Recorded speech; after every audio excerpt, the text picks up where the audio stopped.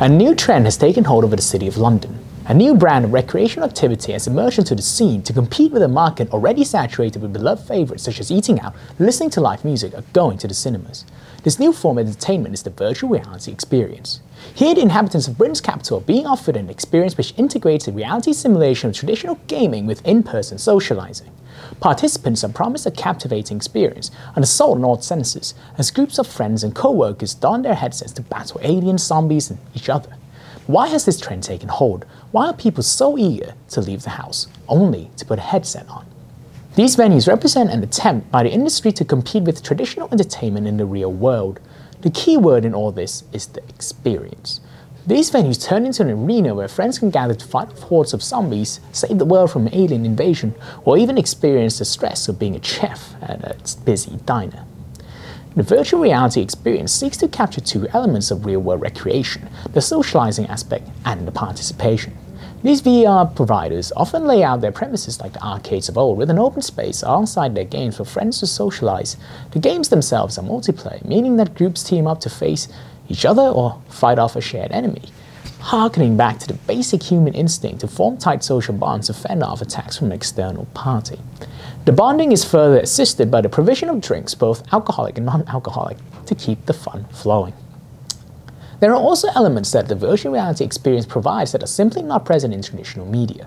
Virtual reality games are embracing greater and greater personalization, making each individual's experience unique. From cosmetic changes to experience gathering to level up your virtual character, gaming in the virtual world can adopt these innovations to provide an even more engaging experience. When looking at the growth of the gaming market, we can see that it often comes in waves as a response to technological advancement. If we look back at the impact of early Nintendo consoles such as the Nintendo 64, the sudden boom following the release of MMORPG giant World of Warcraft, and the meteoric rise of Fortnite spawning a plethora of battle royale games whilst accruing 500 million players, we can clearly see that the gaming industry is an explosive, needing a fuse. All it would take for another burst of creative outpour accompanied by an explosive growth in the market is for one innovation to stick.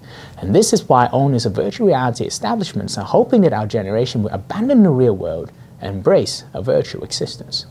I'd say the advantages of virtual reality over sort of recreational experiences is that with VR it's sort of limitless really.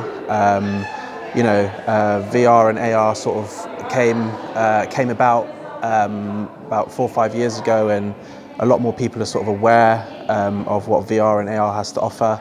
And I'd say COVID was a situation which really helped people understand and get a feel of what virtual reality really was.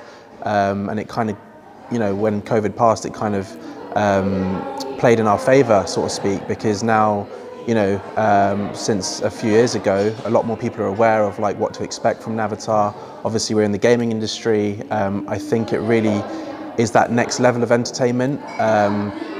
And obviously, the levels of immersion you get with virtual reality in comparison to, going to the pub or going to the cinema or having a few drinks with your co-workers isn't, you can't really compare the two, because virtual reality in itself, it's endless. There's so many different things and games and designs and graphics and feelings you can get from just putting on a headset.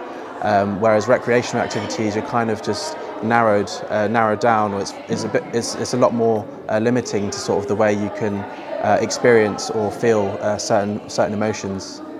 I guess one good thing would be similarly to how console gaming used to be sort of 10-15 years ago, when Sony PlayStation and Xbox came out, and then that sort of transpired to going online, and online gaming became a huge thing day to day, and obviously that kind of speaks for itself with all the esports and everything.